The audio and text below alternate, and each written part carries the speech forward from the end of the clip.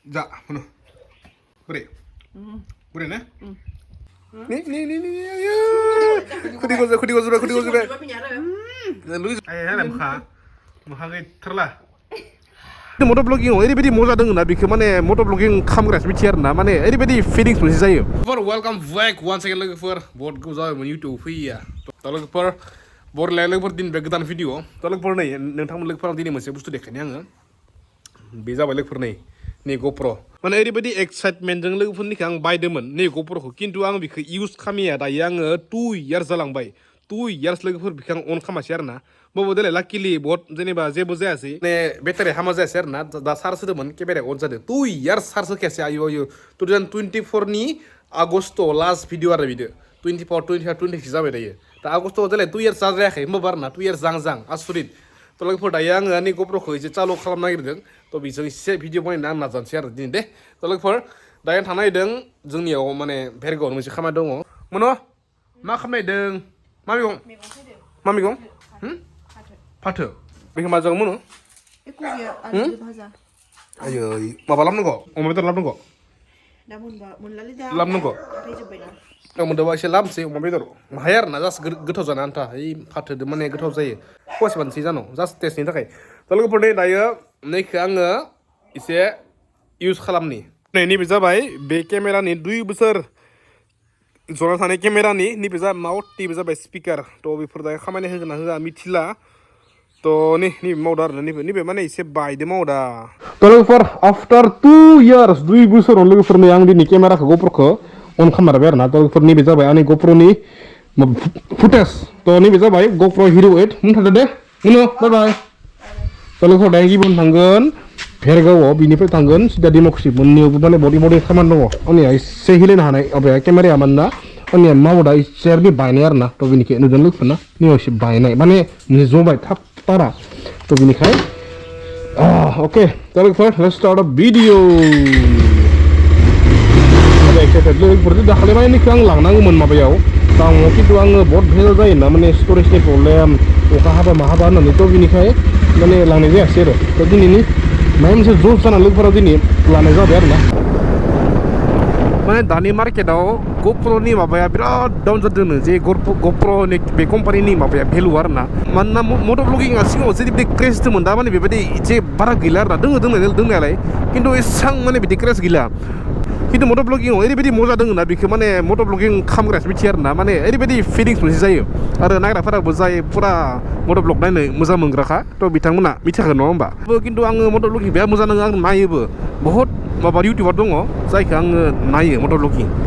नोंथांमोना लोगोफोर नाया एसे कमेन्ट खालाम दे थ' दिनै आं आफ्टार 2 इयार्स मट' ब्लगिं दिनै खालामबाय आरो ना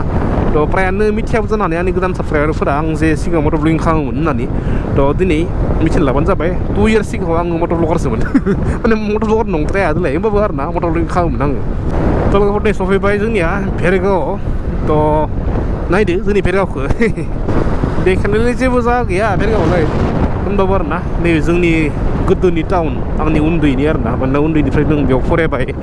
ओमफ्राय कलेजखौलाय आं खैनाबारि फरायदो खिन्थु दासान्दि आङो भेरगाव बारा थानाय जाला दासान्दि आं हाइस थायो डिमाकुसि आरो ना डिमाकुसि माने लोगोफ्राबो आड्डा मारिनायफोराबो गासैबो डिमाकुसि जाजोबदों दानिया भेरगाव माने बारा फायबांनाय जाया आरो ना मानोना इयाव बारा बर' गैयानि जागायाव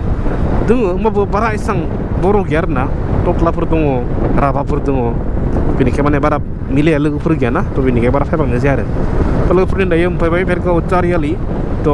नैयाव एसे खामानि दं आंनिया एसे माने फैसा लानो दङ फैसा मोनो जों आरो ना नै माबायाव दखाननिफ्राय वेट थ' लोगोफोरनि दायो आंनिया जाबाय खामानिया थ' दायो थांफैगासिनो आं सिदा डिमाकुसि थ' नैबे जाबाय जोंनिया माबा भेरगाव कलेज निउ बनायगासिनो थ' नै लोगोफोरनि दायो न'आव फैबाय ओमफ्राय नै दायो हिन्जावजों आंजों मोनसे लोगोफोर बरिया मोनसे रेसिपि बनायगासिनो आरो ना माने संनाय नङा दै माने गोथां रेसिपि बेनो जाबाय लोगोफोर नै थाइजौ खाजि नालाय मोनो ने लोगोफोर नै दांनोसो जायो ना मोनो बेखौ मा खालामो दायो हागोन ना फिसा हागोन एबा नङाबा रुखिनानै फानलु संख्रि रेड चिलि होनानै जानोसै बेलेग माबा मोदोमखायो नैबे थाइजौआनो बेलेगखा आलदाखा बेलेग दामि सेनखा आरो ना बे नर्मेल नङा सिंनिसो गोथाव फैयो original थाजोबनाय channel बेयो original थाइजौ खामनाय जुमो दोंसे मोजां नाङो आरोना लोगोफोरनि दायो जों बनायगासिनो बेखौनो दे नायबाय थाबानो जाबाय बहुत गोबाव भिडिअ बनायदों इउटुबाव बाबा मथा मथि बेबायदि बारा होलानै 1 month मा होनदो बारा होलानै दे जागोन दे जेखि जाया लोगोफोर आं नै मान्थआव मोनसे नङा मोननैल' भिडिअ बनायनाय जाबाय आरोना नै मान्थआव नोंथांमोना चेक खालामनो हागोन थांबानो जाबाय भिडिअ माने 1 मान्थआव मोनसेल' होनाय जादों थ' बाथौ बुंबा नङाबा ना थ' नाजानोसै लोगोफोर दे होबाय थानो बिदि रुखिनाय थाइजौ मोनजायो बिराद गोबाव जाबायमोनलै दिनैसोनि हाबा जानाय हिन्जावनि आखाइजों बनायनाय थाइजौ मा होनगोन बेखौ खाजि थाइजौ खाजि थाइजौ खाजि लोगोफोरनि बेगरा बायदि गिदिर बेगरा बायदि गिदिर दै थ' नै नों दायो बिखौ हाबाय थानाय गेजेरावनो आबैखौ एसे देखायनो आङो आबैखौ माने देखायनाय जाथाराखै माने आबै मा खबर मोजां ना लोगोफोरनि जाबाय नै 100 बोसोर मोननैसिगोन बेनो 100 बोसोर मोननैसिगोन 100 बोसोर बिसनायाव थानाया मथा मथि खै बोसोर जाबाय आबै जाबाय ने 10 बोसोर जाबाय ने 10 बोसोरनि पारा बारबाय लोगोफोरनि बिसनायाव गिलिनो थानाय आरोना माने मेगन नुला थाबायनोबो हाला मोजां आबै खबरा बेखौनो दोङो ने दे 100 बोसोर फुरा हामगोन ने 100 बोसोर जाबा केक हागोन दै 100 बोसोर जाबा केक हागोन नों ने तु दे नों मा खालामदो अखो हायदो लोगोफोर दायो आं बेनो मोनसे बाथ्रा सोंदों बहुत गोदोनि आबैनि आइनि नामा नामोन आबै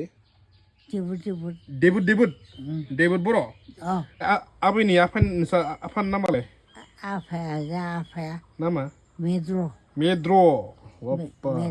बर' आबैया आबैनि बिमाया देबुद आरो आफाया मेद्र लोगोफोर मेम'रि थानांगोन ना नङा होमबा आबैयानो माने 100 बोसोर जासिगोन थ' बिनि 18th सेन्सुरिनि मानसि आरोना दा बुंनायफोरा थ' बिनिखाय सोंना लाबाय जाहाथे मेम'रि थायोना बेने ने आरो गोजोन गैया आबैनि आरो आबौफोरखो आबैनि आबौ नोंसा आबैया नों आबौ जानायलै आबौ जानाय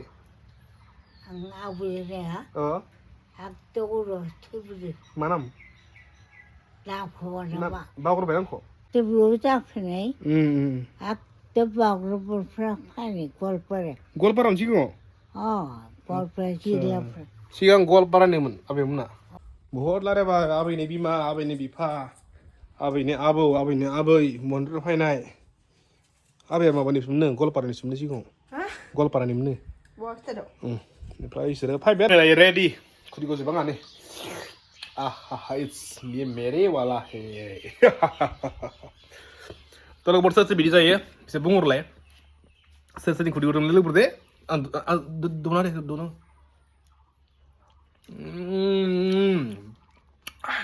गोखै गोदै माने गोखाया बारा बेनिखायनो एसे सिनि लगायबाय नै रिसि गलायदो रिसिनि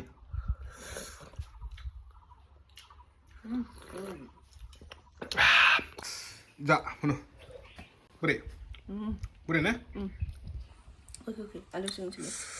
बाब बिहामजा गारबा गालिसोलै जानिया हिन्जावा नि ग्राव नि खुदिखौ जोबाय लुगैजोब्बाय मानो उन्दुबाय थायो दे नि जादो आइ मोखा गैथारला साला जा दे उनाव जा लोगोफोरनि लुगैना दे हाय